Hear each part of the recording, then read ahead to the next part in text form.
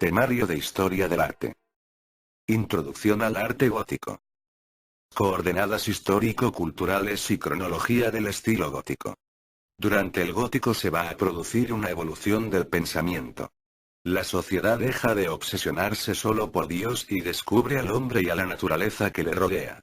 Como consecuencia, el arte se hace naturalista. En la Baja Edad Media se redescubre al hombre. Se produce el despertar del humanismo.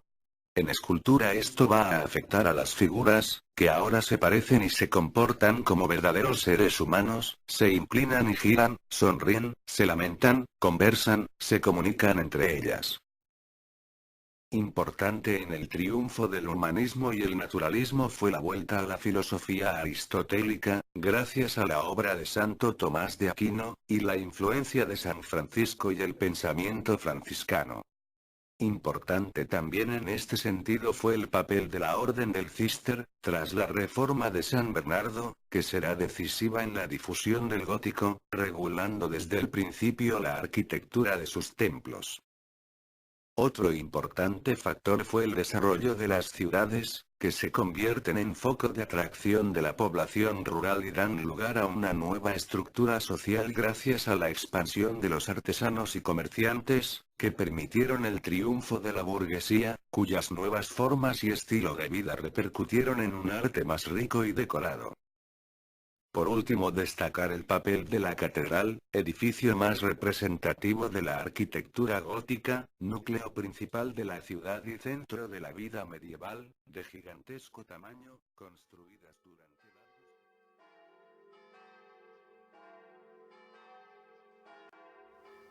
Periodo inicial. Abarca la segunda mitad del siglo XII al XIII. También es conocido como periodo gótico temprano. Su forma es muy simple y las decoraciones tienen un poco de sencillez. Periodo clásico o de plenitud. Siglo XIII al XIV. El periodo clásico está marcado por la tendencia a idealizar la belleza. Conserva el toque de sencillez del periodo clásico y se empleaba principalmente para dibujar o decorar las portadas de los libros. Periodo final o flamígero, siglo XV e inicios del siglo XVI. Durante el periodo flamígero se hace presente la utilización de la curva y la contracurva en la arquitectura como una ayuda para decorar. Arquitectura. La construcción tiene sencillez. Desaparece la arquitectura de los romanos y los griegos. Claro ejemplo es que desaparecen las columnas de los griegos y el arco romano, apareciendo así el arco apuntado. Viollet-le-Duc formuló la teoría de los tres elementos del estilo gótico en la arquitectura. El arco apuntado. Considerado como el elemento formal más típico del estilo gótico, también denominado ojival, ya había sido utilizado en la arquitectura europea occidental, por ello mismo lo había incorporado la primera arquitectura cisterciense. Se entendía que, frente al arco de medio punto, el arco apuntado reducía los empujes laterales, permitiendo una mayor elevación y una mayor luz, y contribuyendo de modo decisivo al impulso en verticalidad del nuevo estilo. Arbotante. Es un elemento estructural exterior con forma de medio arco que recoge la presión en el arranque de la bóveda y la transmite a un contrafuerte o estribo, adosado al muro de una nave lateral. Bóveda de crucería. Podría definirse como una bóveda de aristas que ha sido reforzada por dos nervios diagonales cruzados en la clave. La bóveda de crucería se halla enmarcada transversalmente por los arcos perpiaños y longitudinalmente por los arcos formeros. Francia. Catedral de Reims. Fue construida en el siglo XIII. La Catedral de Reims mide unos 138 metros de largo y 30 metros de ancho, dividida en tres naves, donde la central tiene unos 38 metros de altura y sus torres, que pueden verse desde lejos, tienen unos 86 metros de altura. La fachada interior resulta ornada de figuras esculpidas, entre ellas la famosa Comunión del Caballero. Posee 1.303 estatuas, con las que supera a todas las catedrales de Europa. Italia. Basílica de San Francisco de Asís. Realizada en Asís el 16 de julio de 1228. Se trata de una maravillosa síntesis del arte románico y gótico. En las paredes de esta basílica, los grandes artistas italianos han escrito con sus pinceles aquella admirable vida de Francisco. España, Catedral de Barcelona.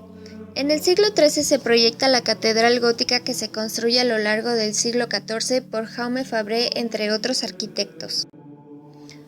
Consta de una planta longitudinal de 3 naves de igual altura, al central con doble ancho que las laterales. Las naves laterales se prolongan tras el falso transepto, formando la girola, a la que se abren 9 absidiolos. En el periodo gótico, las dimensiones de los parámetros se van a reducir tanto como la técnica lo permita, por lo que los pintores no dispondrán prácticamente de espacios donde desarrollar su arte, limitándose en muchos casos a pintar elementos secundarios de la arquitectura, tales como las cleves de las bóvedas, capiteles, etc. Un gran pintor de esta época es Matteo Giovannetti. Se distingue por sus grandes calidades de retratista, su gusto por el naturalismo y su ciencia en utilizar el espacio con el que juega hábilmente, aumentando los efectos de perspectiva. Las decoraciones pintadas en las capillas de San Marcial, San Juan y de la Gran Audiencia han sido realizadas por el artista italiano Matteo Giovannetti. Antes de él, el conocido pintor Simone Martini había realizado frescos extraordinarios del pórtico de la Catedral de Notre Dame. La escultura gótica se caracteriza por la humanización de los temas representados frente al arte visionario de los tímpanos visionarios. Dominado por auténticas teofanias en las que manifiestan en la majestad del Apocalipsis un estilo de aliento épico con un universo convulso, las grandes portadas góticas despliegan un humanismo sosegado y en calma, que tiene por centro al hombre y la creación entera, todo presidido por un Cristo del Evangelio cuya serenidad da el tono al arte del siglo XIII. Las gárgolas. Es un ser imaginario representado generalmente en piedra, que posee características a menudo grotescas. Se remonta a la Edad Media y se relaciona con el auge de los bestiarios y los tormentos del infierno. A partir de 1200, París se iba a convertir en el centro cultural de Europa. Asimismo, y ante la aparición de una nueva arquitectura, surge la vidriería, convirtiéndose en uno de los logros más importantes del gótico lineal. El vitral de Carlomagno en la Catedral de Chartres narra la historia de Carlomagno realizada en el siglo XIII. Para el deambulatorio de la Catedral de Chartres